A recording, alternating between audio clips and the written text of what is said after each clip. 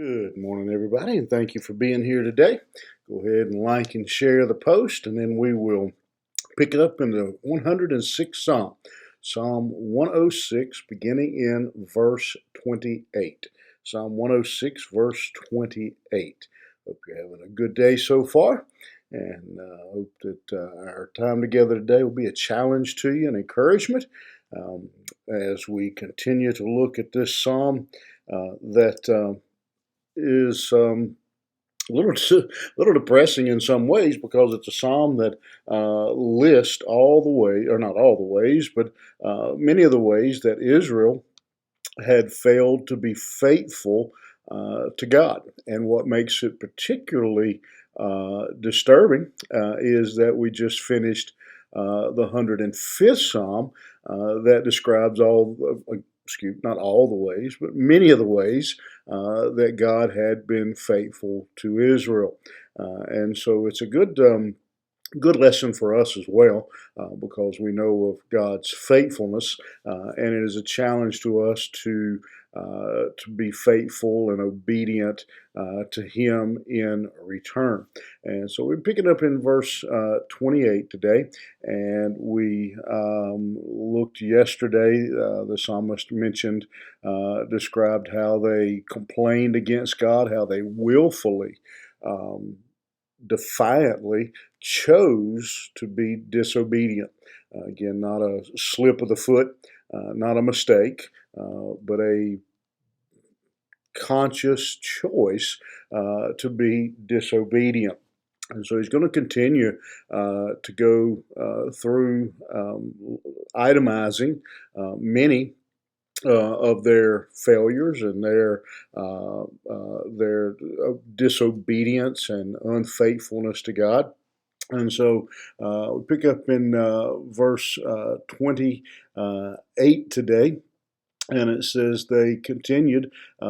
Says they joined themselves unto Baal Peor and ate the sacrifices of the dead. Thus they provoked him to anger with their inventions, and the plague brake in upon them.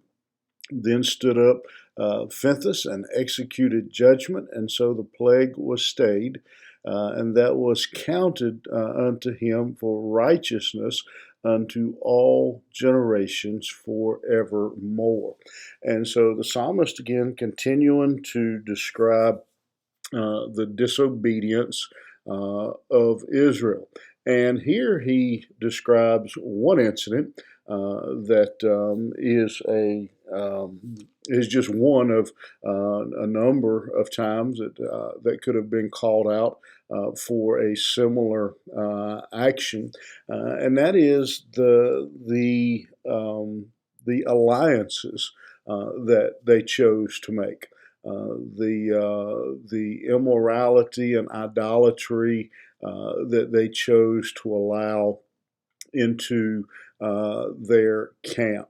They are described here as being participants in idol worship, in false worship, in worshiping in the style, in the manner of other nations. And one of the things that you're probably aware of in the Old Testament is that God was very clear, very adamant in His command to Israel to be a separate people, to not marry, to not worship, pretty much not to. I think the fancy word is fraternize. He commands them to be a separate people, and the reason for that is it may seem harsh when you see the commands, but if you continue to read the Old Testament, you see the reason for that, and that is that once they began to associate with these other nations, and they began to marry, allow their children to marry children from these other nations, it just becomes a slippery slope, and then it gets they continue to get caught up into more and more of their practices, and unfortunately, what we see as we study their history is that, to my knowledge, there may be an example, but I can't think of one biblically that where we see a situation where when the Jews started marrying into other nations and having dealings with other nations, we never see an example that I know of, again, where where the Jews, influenced the other nation to worship their God.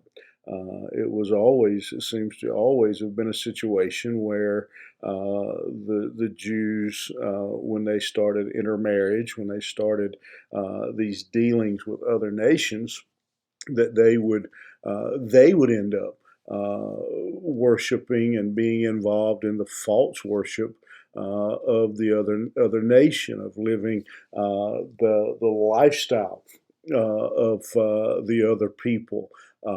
We see them.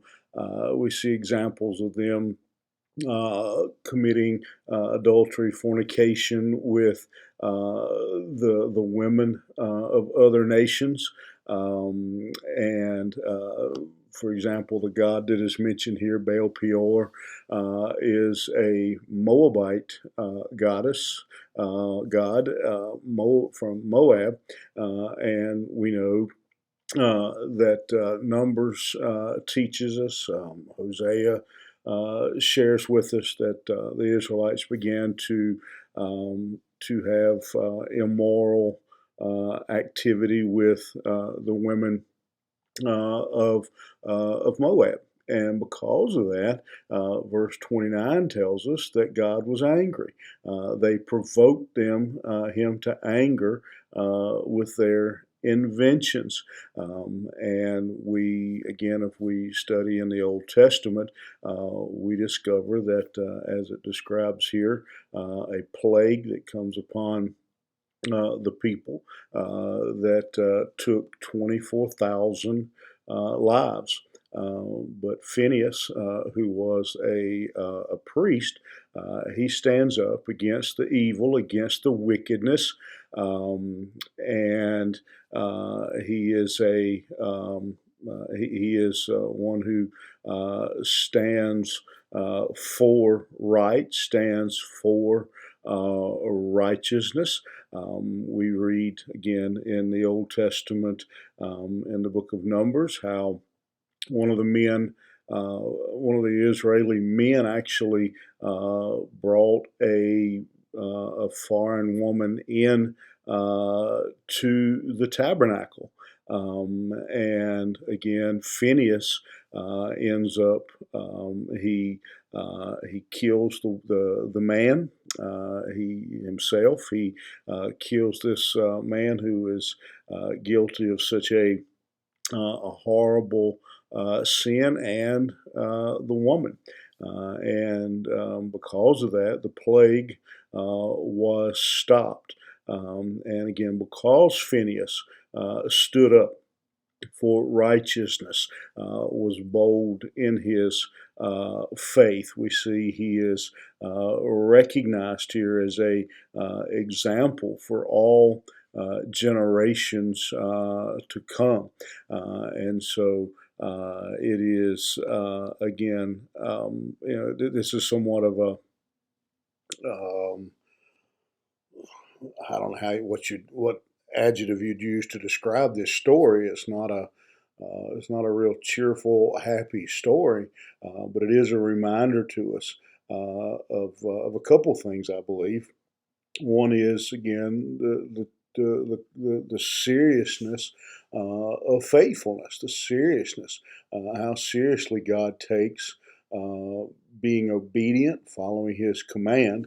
But on a positive spin, where I would like for us to go with this morning is to think about this man Phineas, a man who was willing when it appears that the vast majority of everyone else in Israel has gone astray, who has gone after foreign gods, who are practicing immorality, idolatry, and have left their obedience and their guidance of God, left His law behind and went off.